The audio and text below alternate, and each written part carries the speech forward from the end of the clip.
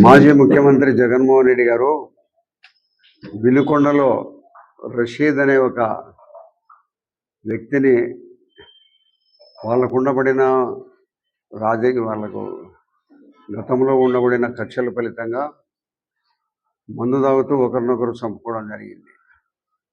ఇదేం పెద్ద బయట నుంచి ప్లాన్ మర్డర్ కాదు.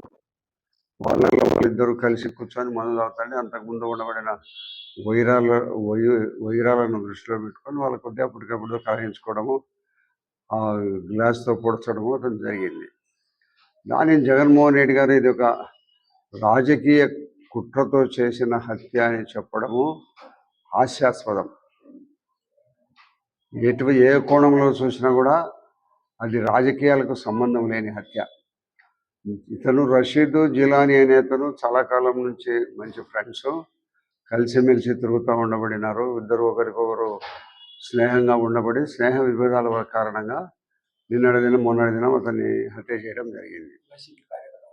వైసీపీ కార్యకర్త అతను మా పార్టీ వాడని చెప్తున్నాడు.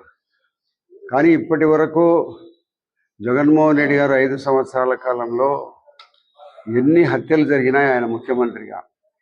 అప్పుడే 30 హత్యలు జరిగినాయి, 307 కేసులు జరిగినాయి, ఆస్తులు దోచుకున్నాడని ఏమైనా గొప్పలు పెట్టాడే. గట్టిగా 45 రోజులు కూడా కాలే చంద్రబాబు నాయుడు గారు రాష్ట్ర ముఖ్యమంత్రి కాలే. ఇంకా మంత్రివర్గం కూడా స్థిరంగా కూర్చొని పరిపాలన కూడా సాగించడంలే.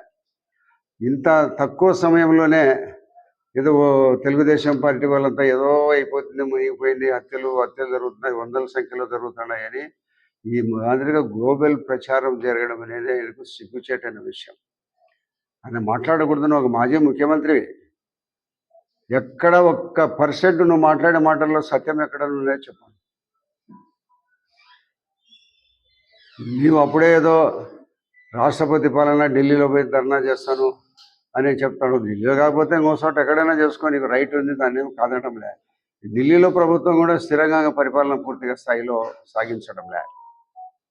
ఎందుకంటే అక్కడ పాతగా అదే ప్రభుత్వం ఉన్నది కాబట్టి కొంత వాళ్ళు స్పీడ్గా కంటిన్యూషన్ చేసి ఉండొచ్చు. కానీ ఆంధ్రప్రదేశ్లో ఇంకా కొంతమంది అధికారులు, జిల్లా కలెక్టర్లు, ఎస్పీలు చాలామంది అధికారులు ట్రాన్స్ఫర్లు జరగకముందే ఎవడు అతన్ని చంపాలి? అతన్ని చంపిన దానివల్ల మా తెలుగుదేశం ప్రభుత్వంకి వచ్చే లాభం 1% సూది మోపినమైన ఏమైనా ఉందా? ఎందుకు ఇంత దుర్మార్గంగా మాట్లాడతావు? నువ్వు ఏం మాట్లాడినా కూడా చంద్రబాబుడు హత్య చేయించే వ్యక్తి అని ఎవరు నమ్మరు. చాలా శాంతి కామకుడు. ఆయన ఏదో హత్యా రాజకీయాలలో మీరేదో ఆయన ఇన్వాల్వ్మెంట్ ఉండదని ఎంత చెప్పినా కూడా రాష్ట్ర ప్రజలు నమ్మే పరిస్థితుల్లో లేరు. ఇప్పటికే ఏదో మునిగిపోయింది, అప్పుడే రాష్ట్రపతి పాలన ఏంటంటే నీకు అసలు కనీసము మా ఇంగిత జ్ఞానం ఉందా? ఇంత తక్కువ సమయంలో రాష్ట్రపతి పాలన అడగవచ్చునా లేదనేది కూడా నాకు తెలియకుండా రాష్ట్రపతి పాలన కోరుతానని చెప్తానదే. నీ రాజకీయ అనుభవం ఏమాత్రం లేని మీ యొక్క చరిత్రను ప్రజలు తెలుసుకుంటున్నారు. ఏం జరిగిపోయిందని అప్పుడే రాష్ట్రపతి పాలన కోరుతావు? ఏం జరిగింది ఆంధ్రప్రదేశ్లో చెప్పు. ఎక్కడైనా భూములు దోచుకున్నారా? లేదా ఏమైనా వందల మందిలో ఏమైనా చంపినారా? ఏమైనా భూములు ఆక్రమించుకున్నారా? ఏం జరిగింది చెప్పు. ఊరికి అన్యాయంగా ఎక్కడా లేనంత దుర్మార్గపు పరిస్థితుల్లో నువ్వు మాట్లాడతాయంటే, నువ్వు ప్రజలు నమ్మించాలనే ప్రయత్నం చేస్తావంటే ఎవరు నీ మాట నమ్మరు. నీ మాటకు విలువ లేదు. నువ్వు నీ అంతవు. నీ యొక్క పరిపాలన బాగలేదనే ఉద్దేశంతోనే నిన్ను 175 స్థానాల్లో 11 స్థానాల స్థాయికి తీసుకొని వచ్చినావు. ఇప్పటికన్నా గుర్తుపెట్టుకో ఎందుకు వచ్చింది ఇంతని. ఇంత స్థాయి ఎందుకు దిగజారిపోయినా నేనని ఆలోచించుకో. నువ్వు ఎన్ని అబద్ధపు అసత్య ప్రచారాలు ఎన్ని చేసినా కూడా ప్రజలు కొత్తగా వచ్చిన ఈ ప్రభుత్వం మీద నువ్వు ఎంత బురద జల్లాలనుకున్నా కూడా కేంద్ర ప్రభుత్వం కానీ రాష్ట్ర ప్రజలు కానీ ఎవరు నమ్మే పరిస్థితులు లేరు. నువ్వు ఊరికేదో తిరునాళ్ళ గుడ్డోని మాదిరి అరుస్తాడాల్సిందే. తిరునాళ్ళ ఒక గుడ్డోడు అరుస్తాంటాడమ్మా అమ్మ మనిషి చేయబట్టి అరుస్తాడు, అట్లా అరసాల్సిందే తప్పక నేను ఎవరూ మంచిదనే వాళ్ళు రాష్ట్రంలో లేరు. కాబట్టి నీకు ఇంకా నువ్వు వ్యతిరేక ప్రచారం చేసేదానికి ఇంకా సమయం తీసుకోవాల్సిన పరిస్థితి కూడా ఉంది. సంవత్సరంన్నర 2 ఏళ్ళు దగ్గర దగ్గర. నువ్వు తర్వాతనైనా ఏదన్నా మాట్లాడితే చెల్లుబాటు అవుతుంది. కరెక్ట్గా 45 రోజులు కాలే. ఇంత తక్కువ సమయంలోనే నువ్వు రాష్ట్రపతి పాలన కోరుతున్నావు. అప్పుడే ఏదో రాష్ట్రం అంతా అయిపోయింది, ఎత్తిపోయింది, ఏం లేదనేటంత దుర్మార్గమైన పరిస్థితుల్లో ఉన్నావంటే నీ యొక్క దుర్మార్గపు ఆలోచనలు ఆ మాదిరిగా నిన్ను చెప్పిస్తున్నాయి. నీ దుర్మార్గమైన పరిస్థితులు గతంలో జరిగినాయి కాబట్టి, నువ్వు చేసినావు కాబట్టి నీకు అటువంటి పరిస్థితులే అప్పుడే వచ్చినాయని నువ్వు భావిస్తున్నావు. నువ్వు చేసినంత దుర్మార్గ పరిస్థితులు రాష్ట్రంలో ఎప్పుడు ఎక్కడ రావు. ఈ రాష్ట్రం శాంతియుతంగా అభివృద్ధిలో ముందుకు దోసుకుపోతుంది తప్పక ఎక్కడ ఎలాంటి దుర్మార్గాలు కానీ, హత్యలు కానీ ఇవన్నీ జరగవు. ఇది అనుకోకుండా వాళ్ళ కక్షల కొద్దీ వాళ్ళు ఎక్కడన్నా జరుగుతుంటే ఉంటుంది తప్పక రాజకీయం అనేది ఎక్కడ కూడా ఉండదు. గతంలో నేను కూడా చెప్పినారు, ఈరోజు మా ముఖ్యమంత్రి గారు కూడా చెప్తున్నారు, ఎక్కడ కూడా కక్ష సాధింపు చర్యలు వద్దు.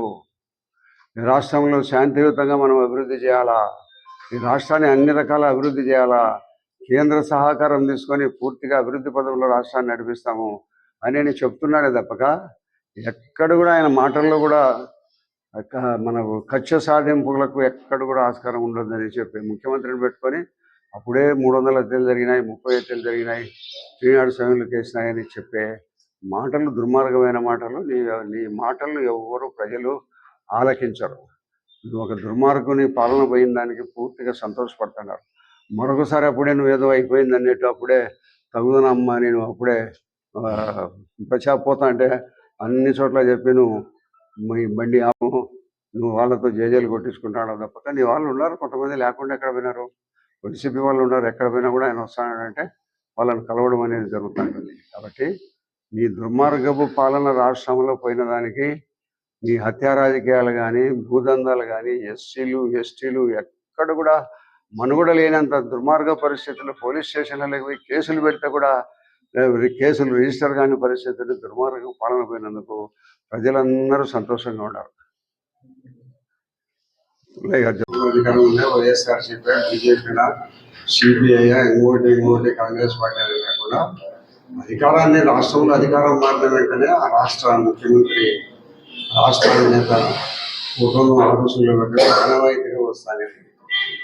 ఇప్పుడు మన పొద్దుటూరులో ఏదో చైర్మన్ వైఎస్ఆర్సీపీ ఉంది కాబట్టి ముఖ్యమంత్రిని పెట్టకూడదు అనేది మన పొద్దుటూరులో ప్రత్యేకంగా మాట్లాడుతున్నాం.